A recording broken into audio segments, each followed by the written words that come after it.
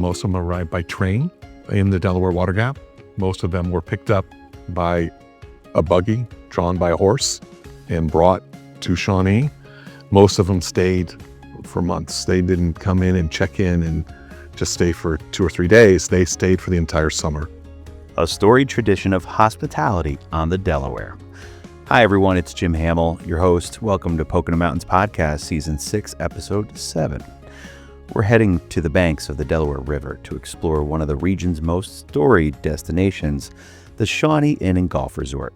From misty mornings along the river and bald eagles soaring overhead, to legendary golfers, presidents, entertainers, and over a century of Pocono history, the place has seen it all.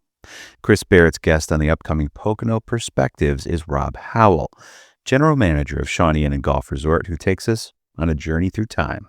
From the Buckwheat Inn of 1911 to early American television championship golf, grand summer porches, and the timeless idea of escaping to nature.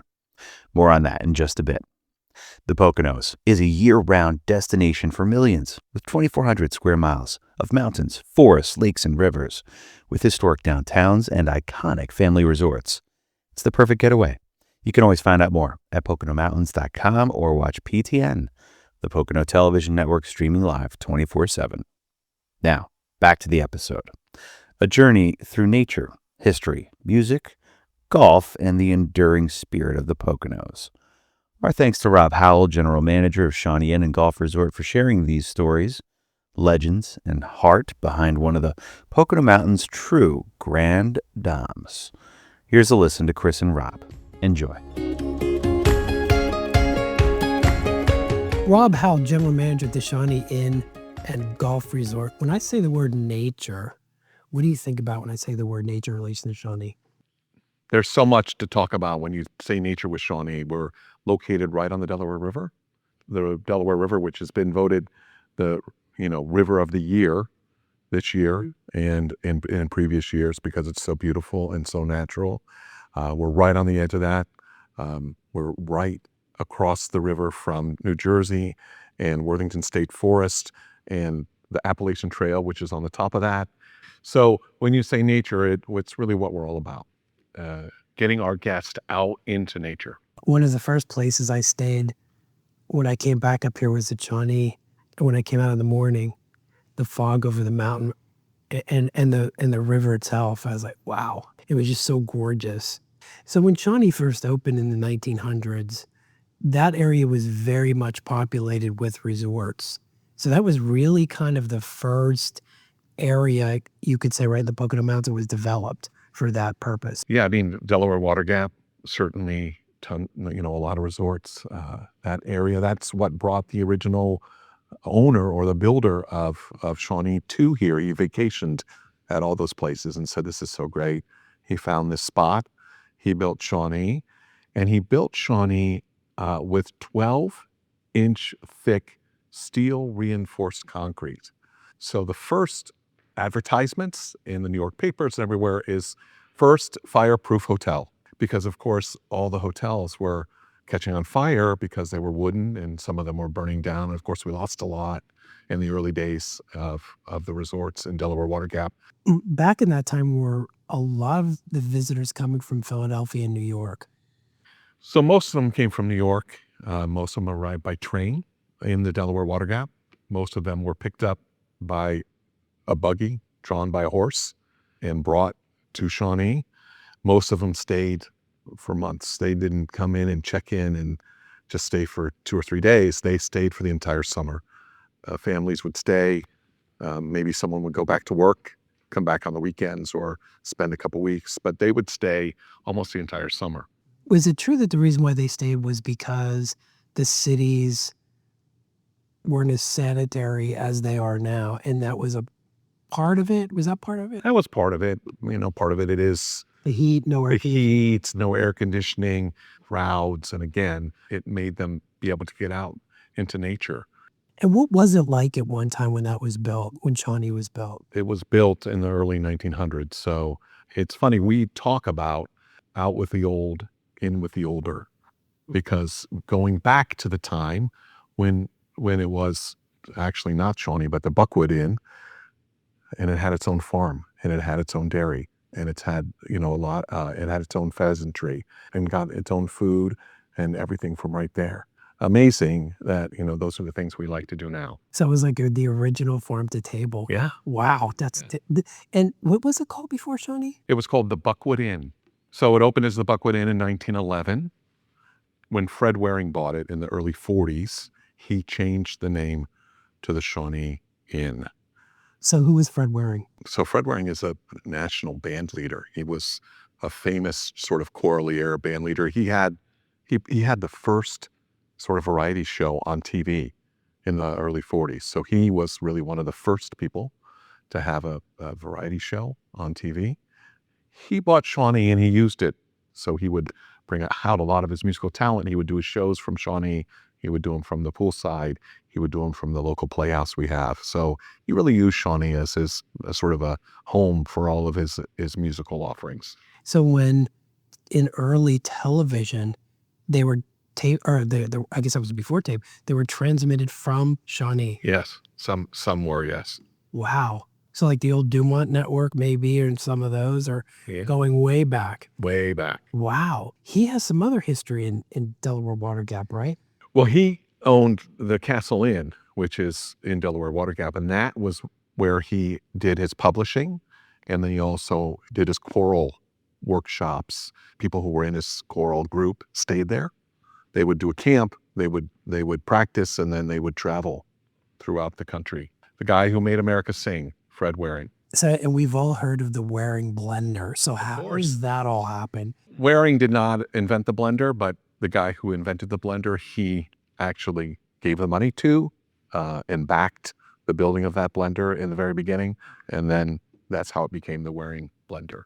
When did golf, was that there in the beginning, or how did So the first course was actually built on the other island that we have at Shawnee, not even on the island that is there. And then when Worthington ended up to get Tillinghast, they built it on the big course, and that is 1910. Or up until most recently, your staff built a bridge to get from the lodge to that main island, correct? Every year. Every year. So in the very beginning, they used horse-drawn, like a horse-drawn barge to take golfers across, take golfers back, and then they began to put a bridge, a wooden bridge up every year. And that started probably around 1916 or 1917. And then we did it all the way until 1923. 2023, I'm sorry. So we did it all the way till 2023. We would put it in the spring, and then we would take it out in the fall. Because the ice would take it out if we didn't take it out. But sometimes Mother Nature decided to remove it, sometimes in May, sometimes in September, sometimes in October, just with high water. Talking a little bit about golf, I want to go back to resort, but talking a little bit more about golf. When it was first incepted and then all the decades, there were a lot of famous people who have golfed at Shawnee, right? I mean, we could probably just do a show on that, but. Yeah, I mean, so when Shawnee was built, it was, the first designer was Tillinghast. Tillinghast course is just where they played the Ryder Cup. Bethpage Black is the Tillinghast course. So this, Shawnee, was the first course that Tillinghast ever designed. It is not the original design anymore. In 1963, we added 9 holes. A guy by the name of Bill Diddle added 9 holes. So some of the routing was changed, but he was the original designer. And so golf was really starting, and Shawnee was known as the golf capital of the Northeast, or of the East. It's interesting you said that. So was golfing as well known back then as it is now as a sport? It wasn't known as well known, and of course there was no PGA, and there was no sort of entity sort of holding that all together. We started in 1912, one of the first tournaments called the Shawnee Open, and a lot of times it was the precursor for the U.S. Open or the PGA Championship. So we had a lot of famous golfers, back then, Walter Hagen, Gene Saracen, Johnny McDermott, Tommy Armour, all these ones that if you were a golfer and if you knew golf history, all these golfers would be like, whoa. The owner of Shawnee liked to spend, at that time, Worthington, liked to spend time in Scotland. And he came back from Scotland or the many trips he took, and he wanted to build a course at Shawnee, and he did. His name was C.C. Worthington. He was an engineer out of New York. Pumps was what he built, and he made a lot of money selling the pumps to the Army, to the military. And so really he started a lot in the town. He built the Shawnee Playhouse in 1904, which was Worthington Hall. He had an aviary, for birds. He had a zoo. That's such a gorgeous area. Yeah, so really the whole village was part of the resort in the beginning of that 1910, 1911, etc. So his thumbprint was on that at that time. Yeah, definitely. And did all the luminaries of that time period, and even to now, I saw pictures of Theodore Roosevelt visiting. Presidents visited there. I mean, not all famous people who golfed, but many luminaries of the time visited Shawnee, correct? They did, and it's certainly they would come and stay. So throughout the early times, Theodore Roosevelt, but as even we got into the Waring times, it was Eisenhower, Bob Hope, and Jackie Gleason, and Lucille Ball, and just a stream of celebrities and luminaries that came through, mostly because of their relationship with the owner. And Eisenhower loved to golf, right? He did. That was his recreation. Yeah. So he played there many times, or he played there. I don't think he played there many times, but when he had time, he stopped and played. I guess he planned a lot of his recreation around golf. So isn't not too different. I'm sure Shawnee wasn't the only place he played, but he did play and did like to play there. So there was a famous golf. Was it Paul Runyon at an event that? Tell us about that. So in 1938, we had the PGA Championships at Shawnee. The last two who were sort of in a runoff were Paul Runyon and Sam Snead. Paul Runyon ended up winning the 1938 PGA Championships. And what they say is that it was won in what they call the stymie rule. If your ball was in front of somebody else's ball on the green, you could put a coin down and remove your ball. That's what we do now. But back then, you didn't have to remove your ball. So you were stymied. So you were stymied. Is that where that came from? So you had to stay. Either you had to hit around it or whatever, but Paul Runyon hit over it, over Sam Snead's ball, and hit it in the cup. And that is what is said to have put sort of the icing on the cake for his 1938 PGA. Wow, what icing that was. I know, it's real terrific. And there is footage of that. It's terrific, fun. Wow. That must be a legendary kind of thing. It is a legend, yeah. Well, speaking of legendary things over that span of time, what things stick out to you or in your mind? Because the history there is just unbelievably immense. But are there certain things that in your mind that really stick out more than others? Commitment to golf and the commitment to guests and the commitment to local and all that stuff.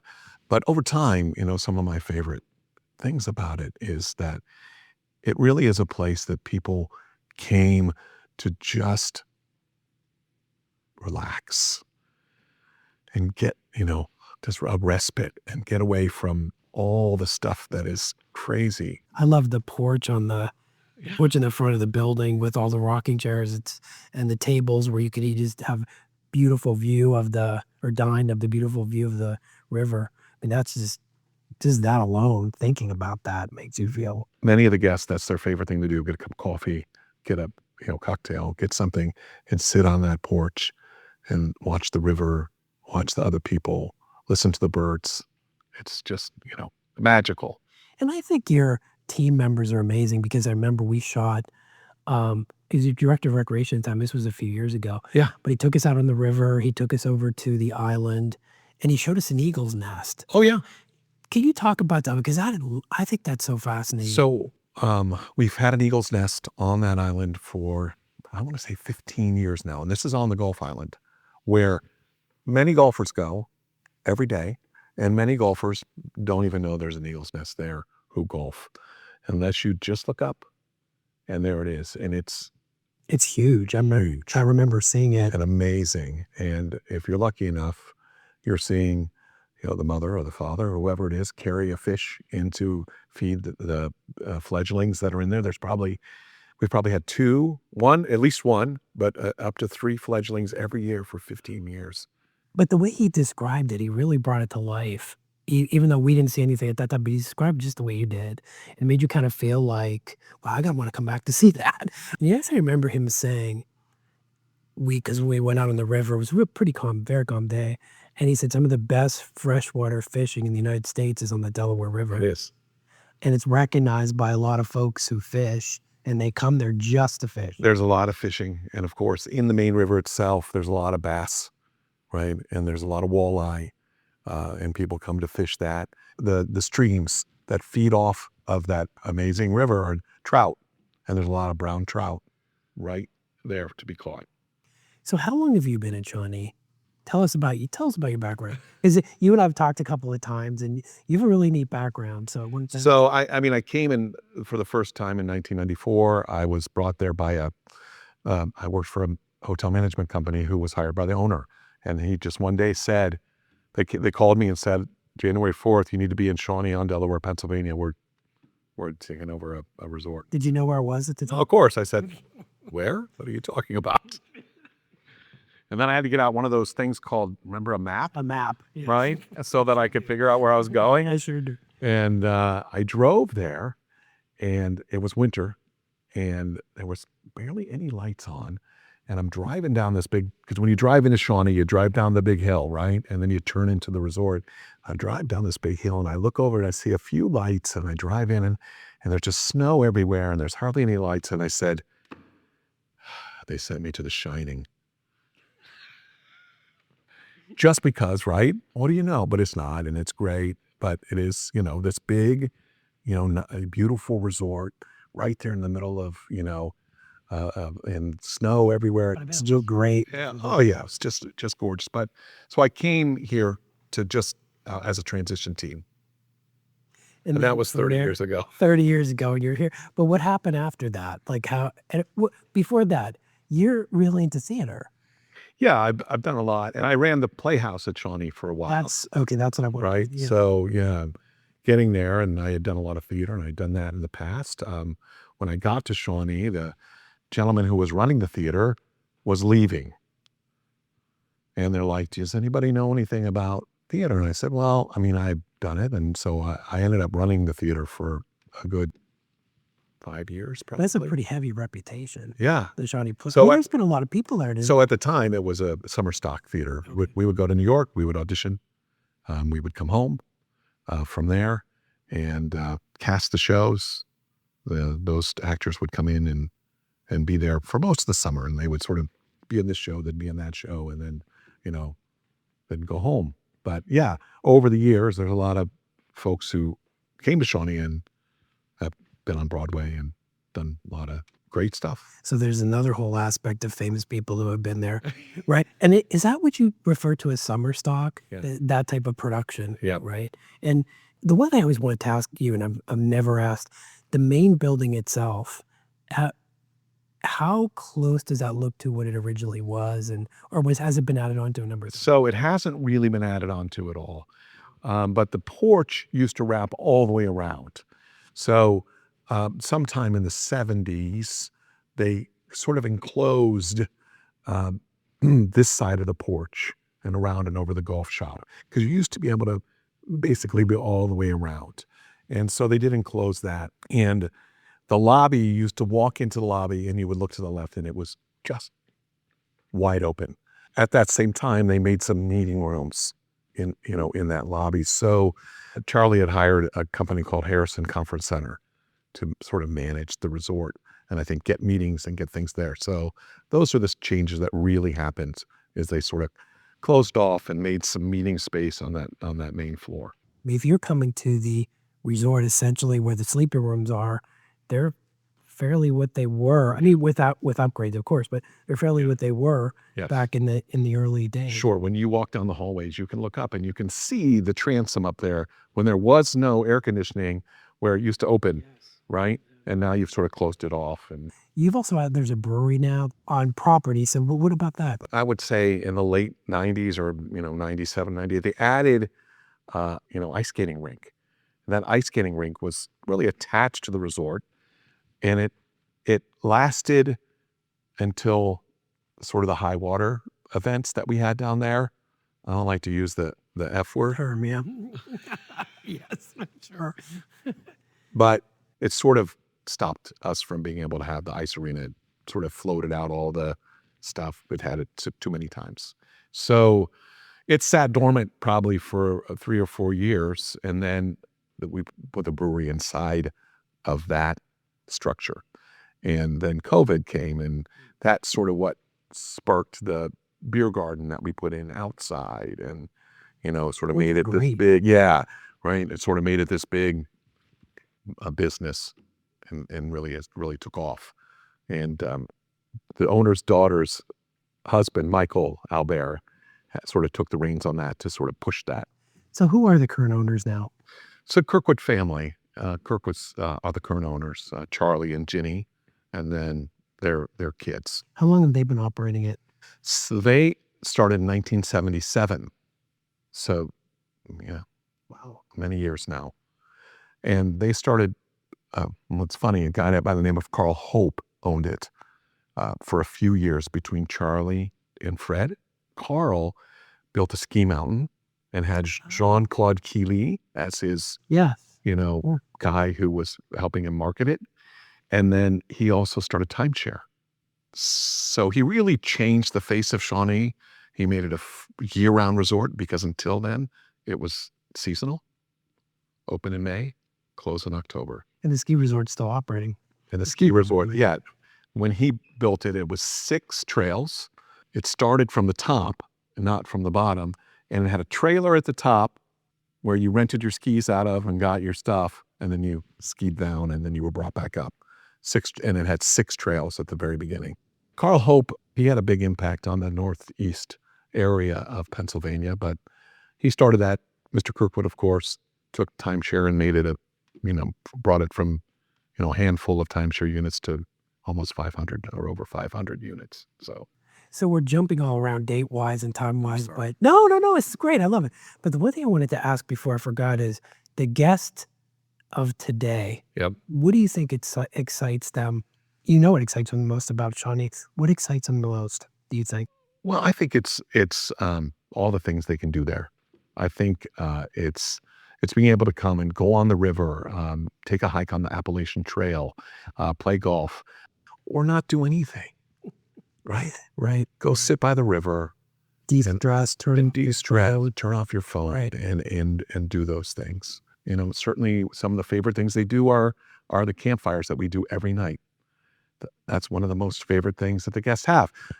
They don't have that in New York, where you can't build a fire in your backyard, so they come and they have s'mores, and, you have, 40, 50, 60-year-old people. They got little, marshmallow on there, and they're having a great time, and they're really having a great time and telling stories and doing all that. So it's a place where they, a lot of guests gather to tell about what they did today and, talk about what's going on. And that's what we love.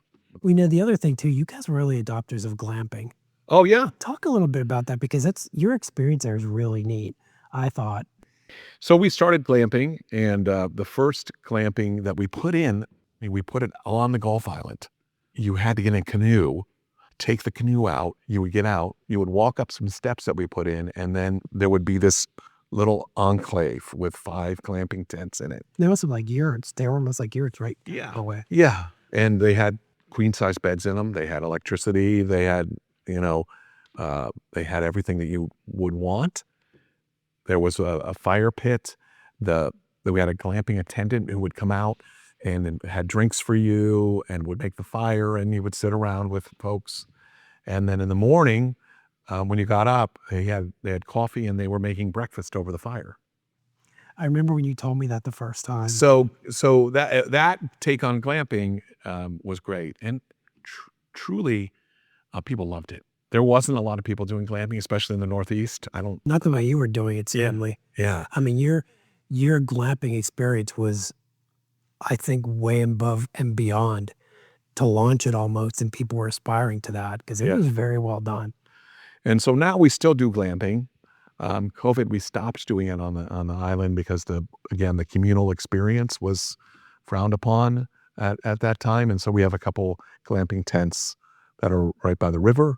And you can have your own fire pit. You have river adventures you can go on. So it's still happening.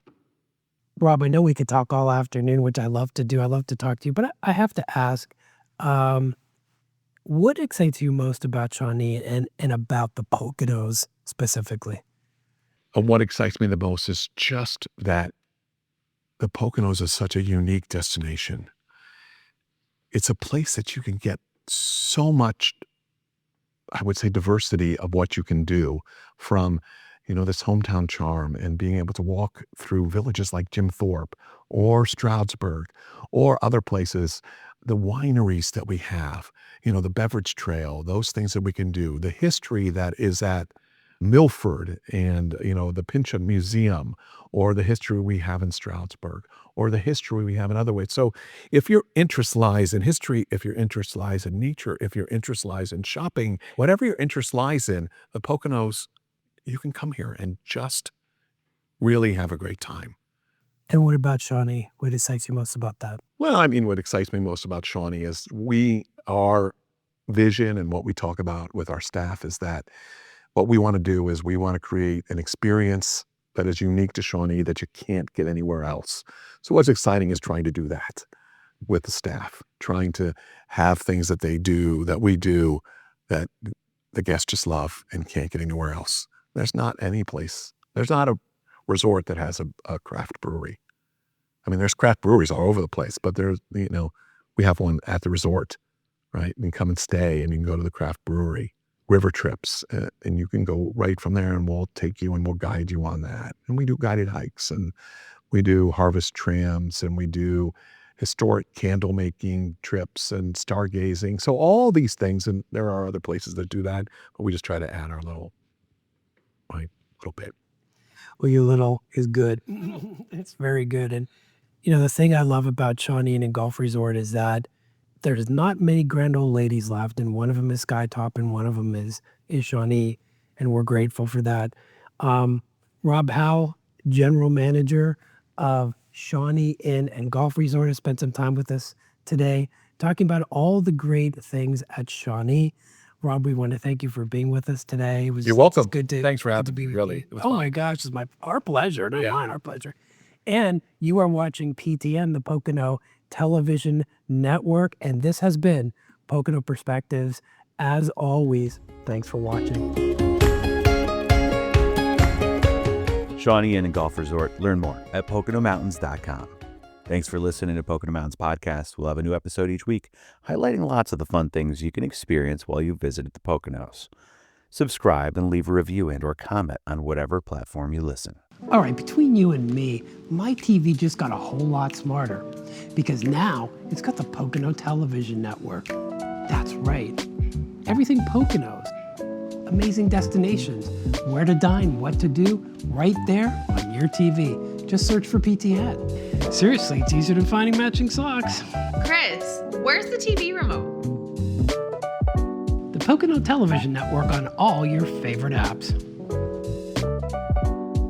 We're back. Thanks for listening to Pocono Mountains Podcast. I'm Jim Hamill. Now for a Pocono Mountains Podcast Extra. We are very close to celebrating National Travel and Tourism Week next week with our annual Tourism Day Summit at Kalahari. Let's listen back to our Pocono Places tour of the region from inside Kalahari Resorts last year during the summit. Enjoy. Hey guys, Jim Hamill here with Pocono Television Network. We wanted to find out what are people's favorite Pocono places. This is Kalahari Resorts and Conventions. And so we wanted to find out from tourism industry officials and the people in the know, what are your favorite Pocono places? Come on along. Rachel Whitecoff from Shawnee Mountain Ski Resort. We wanted to ask you, what are your favorite Pocono places? Gosh, I think my favorite is the Delaware River. I love canoeing, kayaking, paddleboarding. We take our kids out there. It's like the best day ever. And then when it's too cold to be out there, you're on the mountain. Oh yeah, of course. I mean, skiing and snowboarding, that's obviously my favorite place. Perfect. Rachel, thank you. Thank you. Look who else I found here, Nikki Hurley with Pocono Whitewater and Pocono Biking. We know Jim Thorpe. We love Jim Thorpe. That's a great Pocono place. What are your favorite Pocono places? My favorite Pocono place is Jim Thorpe. Born and raised, never left for a reason. You know, the outdoors, the shopping, the antiques, the museums. It's a great place to be. Why do you want to go anywhere else? The river, the trails. Oh, the river, the trail, it's what I do, it's what I love. I grew up on the river, I grew up on camping along the trail, which you're not allowed to do anymore. But it's a great place to be. It's like the one-stop shop for everything, all ages. You know, go to Jim Thorpe. See you in Jim Thorpe. Thanks, Nikki. Thank you. While we're here at Kalahari, we wanted to find out from the elephant in the room. Sir, what is your favorite Pocono place? I'm honored to stand in the presence of President of Pocono Raceway, Ben May. Ben, you must have a favorite Pocono place out there. All right, so I've lived in the Poconos for over 20 years at this point, and I always go back to Boulder Field at Hickory Run State Park. That's a pretty cool place. We adventured out there for one of our state park series as well. It's unnatural, doesn't it? It feels so otherworldly. It does. We took, my wife and I took the kids out there a couple years ago, and it's, to me, like, I don't know, my brain doesn't know what it's looking at, right? Because you have just these acres and acres of boulders surrounded by woods, and it's just clean in the middle. It's the most fascinating thing. I tell anybody that's visiting the Poconos, go check out Boulder Field. That's a Pocono place, and so is Pocono Raceway. Thanks, Ben. Now we found ourselves Sarah Farrell, Regional Sales Manager for the Pocono Mountains Visitors Bureau. You must have a favorite Pocono place. Oh, I have so many, so this is pretty hard. But I think my most recent find is probably the Swiftwater property. Yeah, so great new hotel property. They have a wonderful restaurant I just dined at called the Olivette.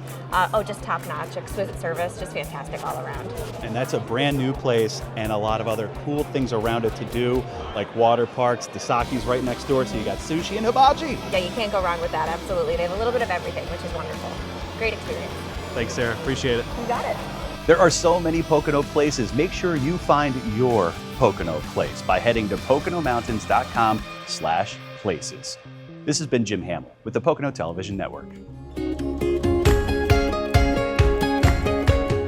What's your favorite Pocono place?